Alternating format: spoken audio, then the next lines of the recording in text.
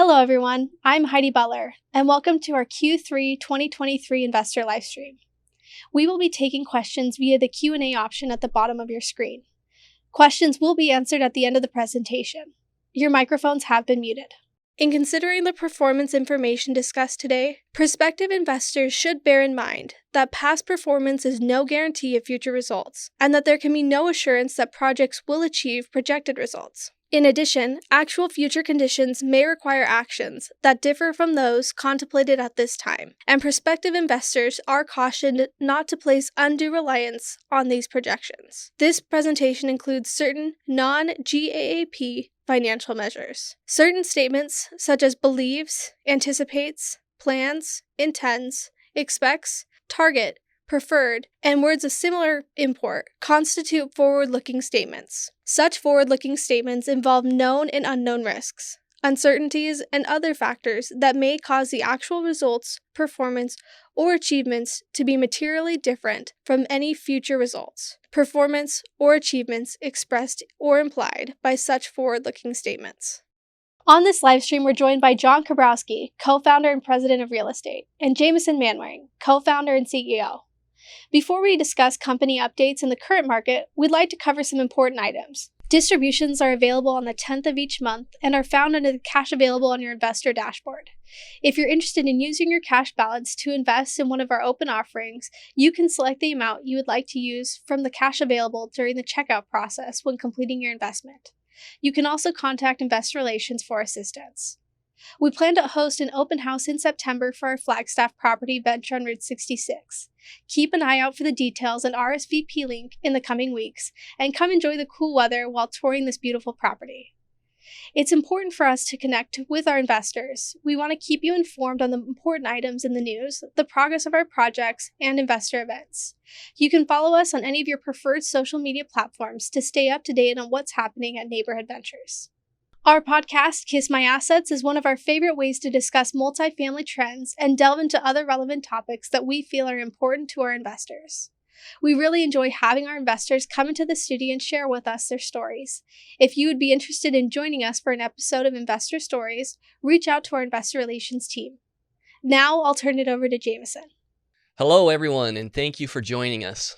I wanted to begin by discussing what we are seeing in the current housing and multifamily markets, and our plans for the remainder of 2023. As you have probably seen from the many news articles, very few homes are available for sale. Home sellers are not selling because they have low fixed interest rates on their loans. A similar scenario is happening with apartment buildings.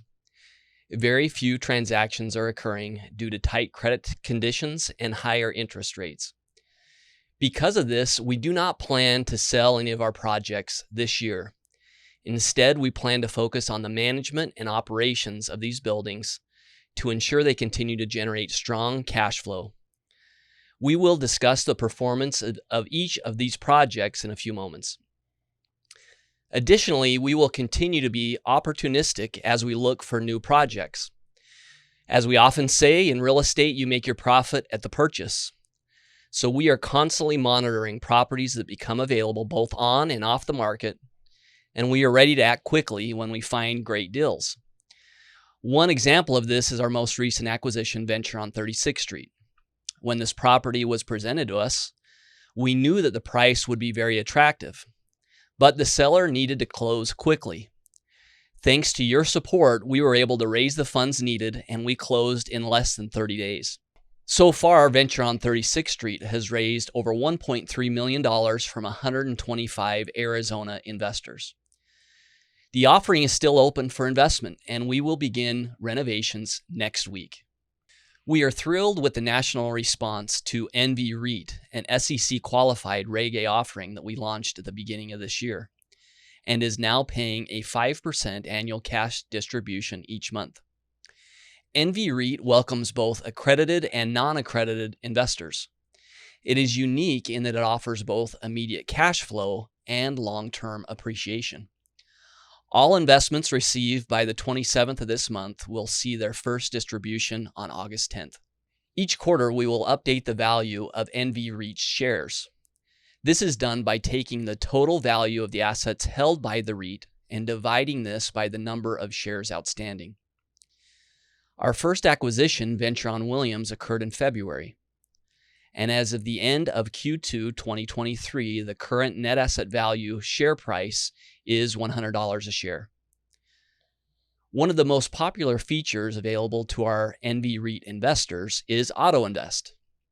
With Auto Invest, you can opt in to have automatic investments occur each month. Additionally, current investors can also select our Reinvest option and have their monthly dividends automatically used to purchase additional shares. Our investor relations team is available to help you enroll in these options. Now I will turn it over to John to discuss his thoughts on the multifamily market and what our strategy is going forward. Thanks, Jameson. As we discussed before, Arizona continues to see tremendous job growth and in-migration, adding to the current housing deficit that already exists.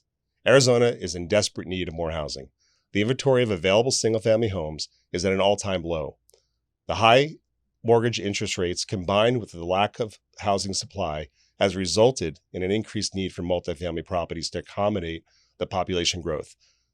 The millennial preference for renting versus buying adds additional demand for high-quality multifamily properties. We are seeing limited transactions in the multifamily market. Multifamily property owners currently have few incentives to sell. However, properties are profitable and run high occupancy, as we have seen in our own projects. With few properties available to purchase, this gives us an excellent opportunity to share with our investors how we find deals in this tight market. We are experts at finding the diamond in the rough.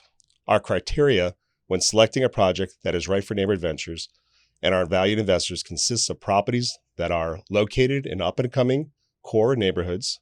We target properties in areas that are beginning to see early stages of investment and redevelopment, small to medium-sized buildings, 10 to 200 units, because these buildings have less competition from large institutional buyers. They are often not professionally managed. Better management results in high cash flow and property appreciation. Properties where the current rent is below the market rent for the area. We use intelligent renovations, including updated kitchens, bathrooms, fixtures, added amenities, and up the rents to the market rate. We're willing to be patient moving forward on deals that only align with our investment standards and strategies. We remain confident in the strength of the Arizona multifamily market and our ability to offer projects that our investors will be excited to participate in. Now let me shift to our current projects. Recently, 3 of our properties completed renovations and entered the stabilization phase. We are grateful to our skilled and dedicated construction team and our in-house designer who works so diligently to transform these projects into beautiful, quality housing.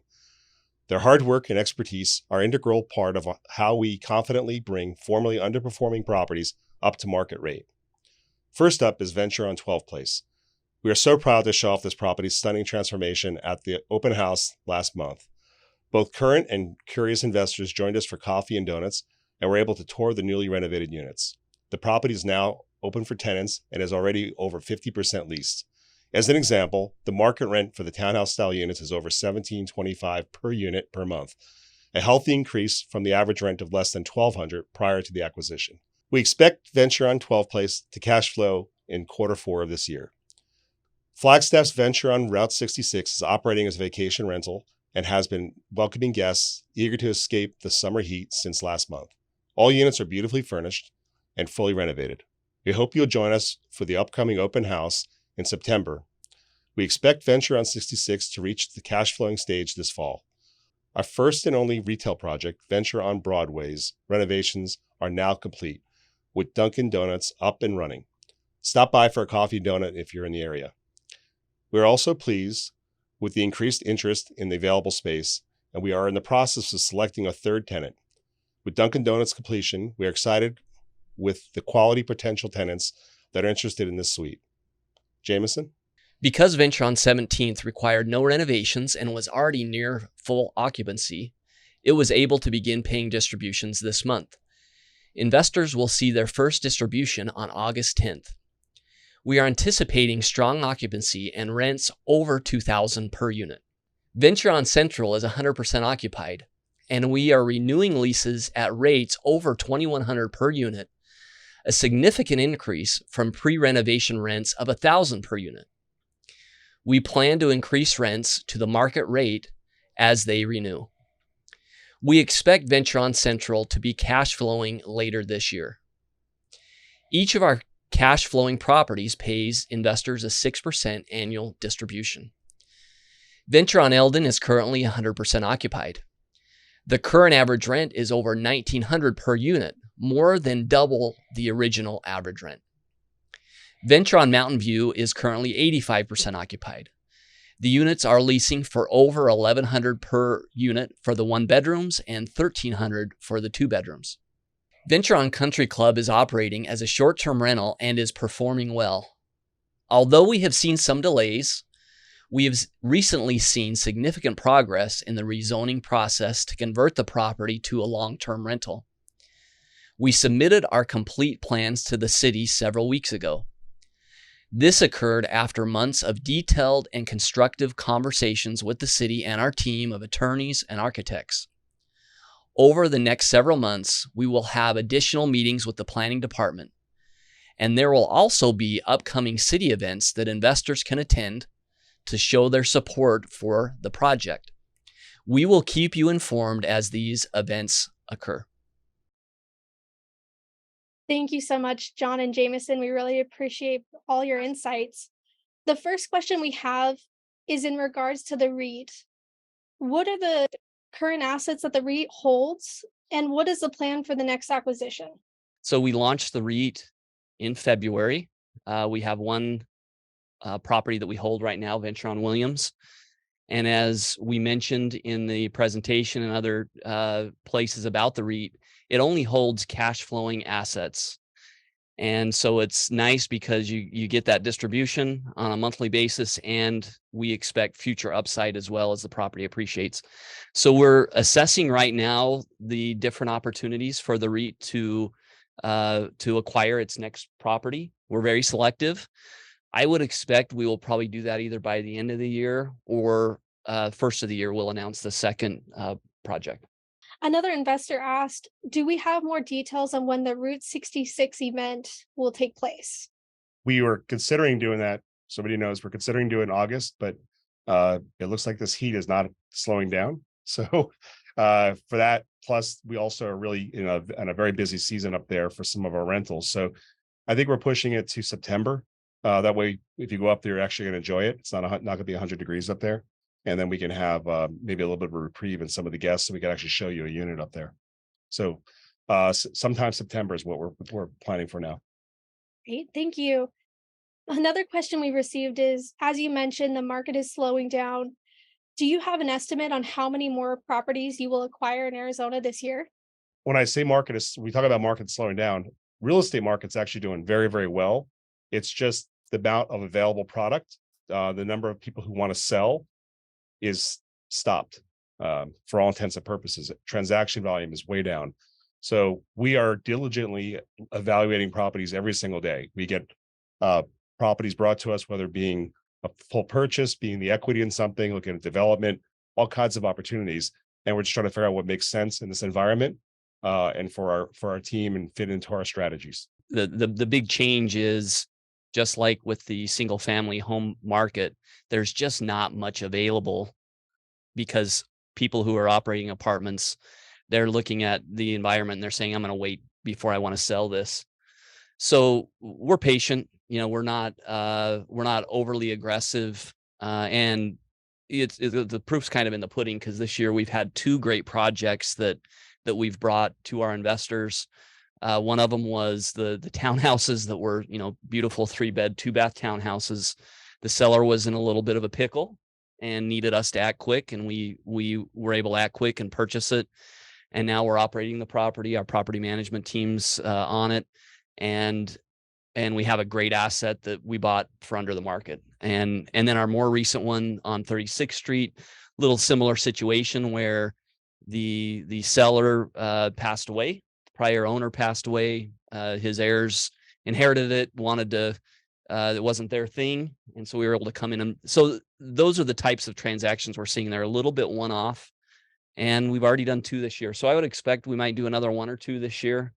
But, John, he said this in a meeting with an investor earlier today, we don't have a mandate. We more we don't have a mandate for how many projects we need to do. It's more of finding great projects that meet our criteria, and then we act. Another investor, Rick, asked, will the REIT be purchasing properties held by Neighborhood Ventures? So the REIT will acquire properties that were prior properties that were owned and crowdfunded. But then once that transaction occurs, it's owned by the REIT. So let me just talk a little bit about why we do this. We've now done 15 projects. We've sold 5 of them. And as we've sold them, John and I both looked at each other and said, it would be great if we could hold these for a little longer. There's a little bit more juice in this. A lot of seller property. remorse, folks. Yeah. We've done some great jobs on these buildings, and we sold them to help generate cash flow and do things. And that's what we had to do. But if we didn't, there are definitely some projects we sold that I would have rather have held because they're in great locations and done right. And our investors kind of said the same thing, that it would be great to have the option to stay in that project. So as we take projects through our process, we renovate them, we get them stabilized, we get them generating cash flow. Some of them, and most of them will still be sold, but the ones that we really like, that we identify that have characteristics that we think are going to continue to outperform, those are the ones the REIT can come in, purchase out the equity, and hold for another several years. And, our first project, Venture on Williams, once we launched that, and that was one of the, when we launched that originally, the equity sold out in like 24 hours. And then we had a couple investors actually message us and said, hey, when you sell this, would be interested in buying it, because it's a really cool building with the architecture, large 2-bedroom units in a really nice part of developing Mesa. So as we got to the point where we were ready to sell that, we decided that this is the type of project that the REIT would like to hold, and that's why we moved on that one. And let's just add the last point. There's a chance that we would buy a project just for the REIT. Definitely. The problem is we need to find something that's cash flowing, stable, that we feel very comfortable with. And most times, like Jameson said about in our last comment about some of the projects, most times we're stepping in to fix an issue on the property, and that's how we create value. So we only want to put stabilized cash flowing assets into the REIT. Okay, so we've got 2 investors and asking similar questions. First one from Jay says, will Venture on Broadway be sold this year? And if so, is it a possibility to sell to NB REIT? And then another investor asked, is Dunkin' Donuts in that project, which is Venture on Broadway, under leases with Neighborhood Ventures? And if so, why sit on it and not sell the property? Yeah, we'll both tackle that because we talk a lot about managing each of these assets, and we're excited that Dunkin' has moved in. They've signed a 10-year lease. Every time I've gone by there, they're super busy. They have a great drive-through, double lane drive-through. And then our other tenant who's in there also has a drive-through, Burger Rush. And so now the project, it's moved a little slower than we hoped. It took us 3 times longer than we hoped to get these city approvals through, and including during COVID, including the drive-through. And anybody can ask you who was in the development world, to get a drive-through approved right now takes a long time. The city is very sensitive to drive-throughs because of the backup that happens in the city streets, because the busy drive-throughs. If I don't know if folks have seen this, but if it's a busy drive-through and now you have 5 cars in the street slowing the street down, so the city says, whoa, you want to put a drive-through in, we got to make sure there's place for all those cars to go. So they required us to add a double lane drive-through so that it can accommodate a dozen cars at a time. So it took longer than we thought, but now you do it right and things work out. So now we have a very happy tenant, very busy store. And we mentioned in the prior script that since Dunkin' has opened up, we've now started to see a lot of activity on the third space. We're in the process of deciding who that tenant will be. We have, and just so we can tell you, we got multiple LOIs, multiple offers for that space for lease. Yeah. And we're in the process of negotiating back and forth, figuring out which one will be the best.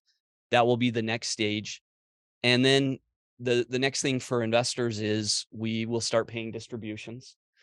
We don't want to sell the building at a time that is not optimal to sell it. And right now is not an optimal time to sell a building like that, or an apartment building, not because the value has come down, but just because the buyers on the other side, there's some restraints, including the fact that the capital is a little slow right now. And this is a cyclical thing where, I'll pass it over to John. He can add to it, but to get lending on a building right now is a little more challenging because we saw the banks that failed, SVB and these other regional banks, and a lot of times they're the ones who lend.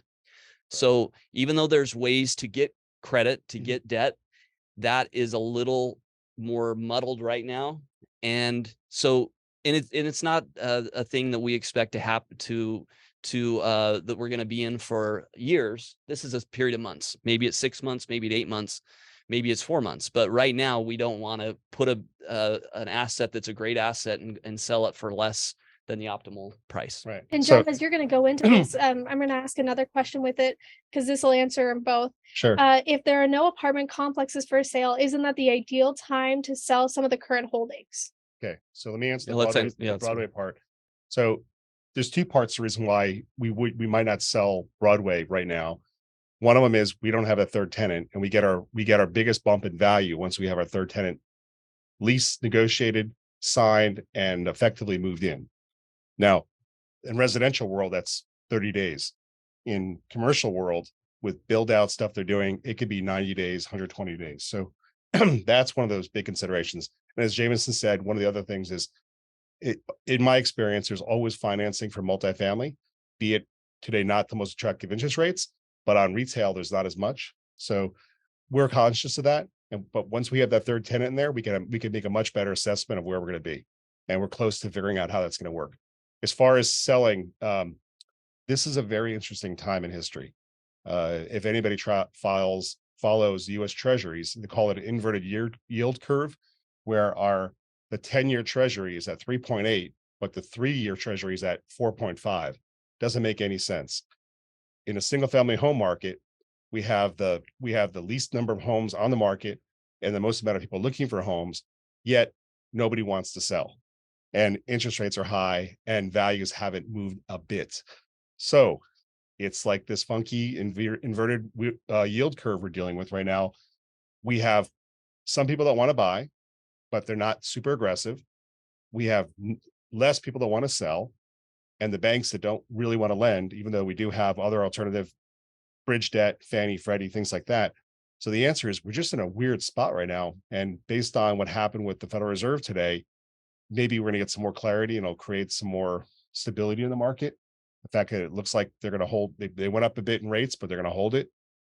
But yeah, the answer would be, less product supply, more demand. That's not what's going on. It's a very funky thing. And so just to piggyback on that, so with Broadway, if you're a Broadway investor or an investor in any of our projects, you're getting a 12% preferred return. And that's continuing right now. And so if we sell the property in 6 months or in 8 months, they're earning that 12% throughout that period. And so we, as the general partner and managing these projects, we're assessing when is the best time to sell to ensure that we get the highest amount of value. But as an investor, you're earning that no matter what, as we continue to hold the property. And then the nice thing is we should soon be able to start paying distributions on Broadway. We haven't been able to, and we wanted to earlier, but we're conservative. So unless money's coming in, and now we have 2 tenants, we are easily paying the debt on the building, the monthly debt service, and the expenses. We want to wait till that third tenant comes in, and then we'll start paying distributions. And then and that's kind of the next thing to happen. But it did take a little longer than we expected. Broadway was a 2-year project, and we probably should have done it a 3-year to give us a little bit more time. We did it 2 years. So that one we do need a little bit more time for the value to happen. Play itself out. Yeah. Okay, so our next question is about Venture on 36. Can you give us some more insight about the renovation schedule for this property? And will NV REIT end up acquiring the property at the end? So the answer to the last question, we don't know. It's a great project, but we want to see how it stabilizes and how everything's going to work on it. As far as renovations, we've already started. I was out there yesterday and our crew is already painting the property now. First of the month, which is just this next week, we have a whole group of residents whose leases are up that before we acquired the property, notices were given by the prior owner. So we're going to be able to get into a significant number of units, and our guys are going to get working. So we're actually moving very, very quickly on that property.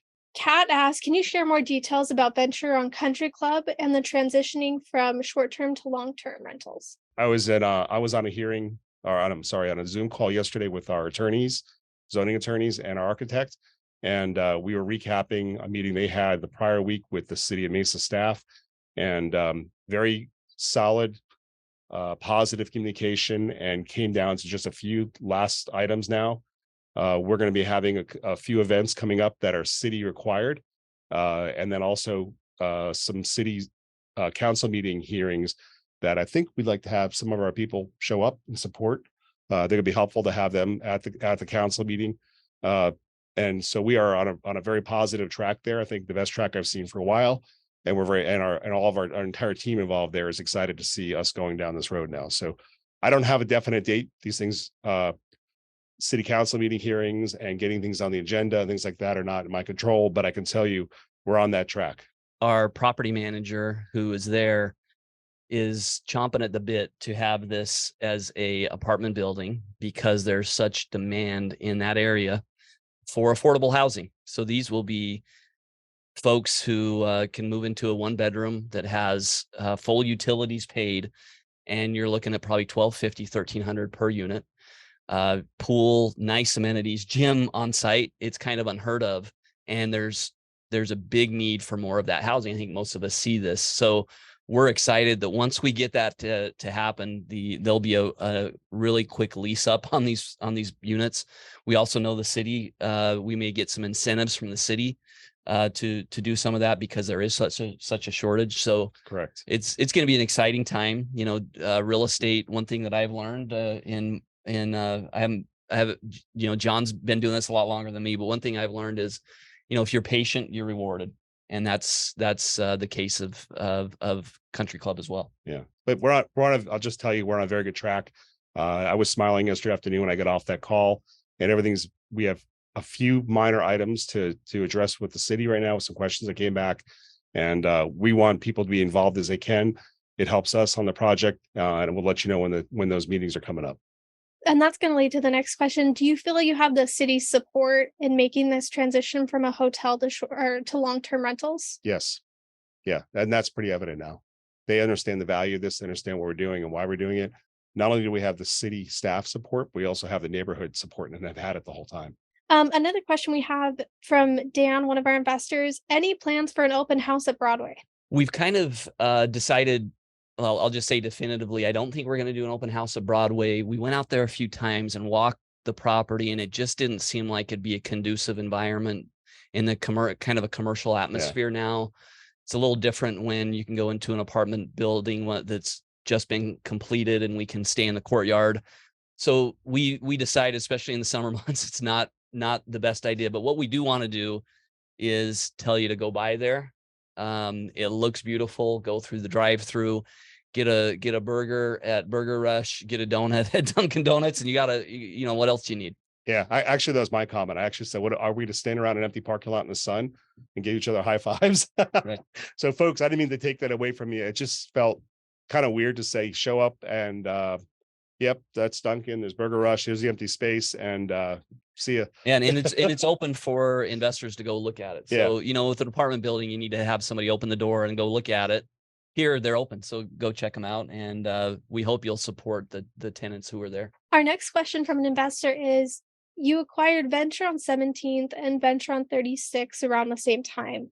Very different properties. Why did you choose both of those? Again, we're looking at things that make sense for us based on what's being offered to us in the market. Venture on 17th, Jameson just said, really nice property. We couldn't build that today for what we bought it for. The seller had a loan coming due, and we were able to step in right away and take that down, and I'm very happy with that. And then 36th Street popped up. Quite honestly, we looked at each other and said, we just bought one building. Are we ready to buy another one? But it was such a unique situation. We got it for a really good price. And we've been patted on the back by quite a few more sophisticated investors who said, "How'd you get it for that deal?" So it was one of those things that we appreciate everybody's support because we had to do 2 projects quickly. I hope we continue to find good deals like that. That's what it's all about.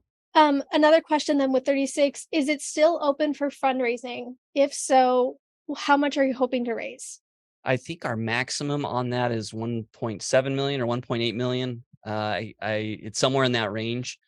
I think we're over 1.3 million. So we've been able to acquire the building. We're moving forward. And the nice thing is you can still invest in it. And if you're a national investor and you're not in Arizona, you can invest in it via the REIT. So the REIT will also invest in that passively, a small portion. So everyone can participate, and we're still fundraising on that. And that leads to a great part of my next question. We had an investor say, I've loved investing with you guys and always try to recommend you to my family out of state. Any advice or things you would mention to out of state investors who you want to participate in the REIT? It's kind of simple. When you invest in anything, you need to understand what you're investing in. And what you're investing in with Neighborhood Ventures is housing. It's multifamily. It's projects that we're taking from here to here, and we're taking the cash flow from where it is to a higher level. We have a deep expertise in that area. And we stay in our wheelhouse. We're not there's plenty of opportunities for us to just continue doing that. And so when you invest in the REIT, the great thing is you're going to benefit from appreciation over time. 80% of the property appreciation gets passed on to investors. So if you think about that over a 10-year period, real estate, I think, will do really well over the next 10 years. And to be able to invest in something passively, not have to be the landlord, and get 80% of that upside is really compelling, I think. And that's what I would talk about. If I'm talking to a family member, you don't have to do anything. We'll do the dirty work, so to speak, and you can benefit and get that mailbox money every month that comes straight to your account. Thank you. And I'd also recommend checking out on our website. We have a plethora of resources available on NV REIT specifically if you're looking for it. One person, Kat, just sent this one over, said, we've been happy to be a part of several of the projects and we appreciate the expertise of this team. We hadn't considered the REIT, but now after listening to some of this, we're reconsidering and we'll look into the details. So thank you, Kat. Yeah. A lot of times you start out with an individual project as an investor, and we've seen this several times with investors who we've had conversations with, and it's fun to follow that specific project. And then you invest in that one, you invest in the next one, and you might get 4 or 5. And then it kind of gets a little complicated to keep track of all of it. And the nice thing about the REIT is you'll be investing in many of our projects with one investment. So it's a little bit more simple. And one tax document at the end of the year. And one tax document at the end of the year. You know that because that's you're already working on those for this year. So, but you get a pick. Sometimes it's fun to say, I have ownership in this building, and you know exactly where it is, and you can do that with us also. And with the REIT, it's a little bit more diversified because it's a pool. We're expecting it'll be about 10 properties at the end. Do you plan to hold any of the properties outside of Arizona or just stay in Arizona for those properties? Right now, my favorite phrase is thank goodness we're in Arizona. But it's 115 right now. 117 maybe. But the hard part about looking outside the state is as you make that jump, you have to have all those resources to make that jump. And for us to move our construction people and get things, and it's not like any market out there is really outperforming Arizona. There are some markets in Texas which are doing okay, but it requires, again, a lot of logistics to move to take care of it. So by the time you factor that in, it might not be as profitable for us. Some properties in Florida, but each one of those markets brings other issues that we haven't even got into, like insurance and tax issues and all kinds of things. So at the moment, we have a very deep understanding of our market here in Arizona. The market's in our favor. We have strong occupancy. We have great rent increases. We have a great pipeline of the very few deals that are popping up. This is really where we need to be playing right now while the market's like this. And if we do see opportunities open up and we can assess it in such a way where we can figure out how it makes sense for us to chase those other markets, I'm in. I understand a lot of the markets around Arizona. I understand a lot of markets outside of Arizona. So we're ready to go. But we just want to make sure we're smart about it. And on the portal, if you go to the NV REIT portal information, we have a map of the states we've identified that are key states where we expect to see growth in population, growth in income. Arizona is definitely the prime target. Other markets kind of like Arizona, John mentioned a few of them. And those are the markets we've identified for investors that we plan to buy property in if we ever go outside of Arizona. And I think we will over time. We both kind of agree on that, but we're going to do it at the right time. And to John's point, having deep industry knowledge when times are interesting is super important right now. What we're focused on right now is operating our properties really well so that they keep generating cash flow. We keep collecting rent, we keep our bills down, and that's super important. And if we ever go to another market, we're going to bring that same level of expertise and focus on operations there. So we'll do it at the appropriate. Got to jump in with 2 feet, folks. You can't just goof around on another market. Yep. Another question we have here: does the auto invest option pull from a cash distribution? Can you explain the difference between auto investing in the REIT and reinvesting in the REIT? Yeah. So auto investing is, I won't point out the person who inspired this, but I have a family member who said, I'm going to start putting $100 a month. It comes out automatically into some app. And it was like investing in stocks. And this was some time ago. And the nice thing about it is with auto invest, it just kind of pulls that money out, puts it away for you on an automatic basis. And that's what auto invest does. You can set that up. It comes out on the 15th of the month. That's probably more for a starter investor or somebody who says, I want to put $1,000 a month. That's a little bit more aggressive, probably come out on the 15th. And it's kind of like, you don't even think about it, it just comes out. The second option is to do what's called reinvesting. And this is when you compound your earnings and reinvest them. And anyone who has looked at the power of compound interest knows that if you're trying to build that wealth up, you want to reinvest all your earnings and buy more shares, because as that compounds, there's an exponential impact. So auto invest, you can kind of think of it is that automatic thing that just comes out every month out of your account. Reinvest is taking your distributions and reinvesting in additional shares. Another question, maybe just a clarification. Sebastian asked, I received a notice for the open house for Route 66 on August 5th. Can you just reconfirm that's now going to be in September? Yeah. Sorry. I'm sorry about that, folks. We didn't know that we're going to have 26 to 30 straight days of 117-degree weather in Arizona. And it's also in Flagstaff. And as I say, it's hot in Flagstaff is in the high 90s up to 100 degrees. So we just made a decision. It's first of all, it might not even be safe for a lot of us to be driving up there. Some of our investors are driving all the way up there 2 hours in this heat. So we just said, let's wait for it to cool off. And that's that. Jameson and I both made that decision. So we sent that out before we realized what kind of weather we're going to be having. Yeah. And we had an open house at our Eldon property. Was it last summer? Yeah. I think it was last summer. And it was really fun because a lot of people came from Arizona dealing with 110 and got up there and it was 80 degrees. And that's kind of what we want to have happen this time.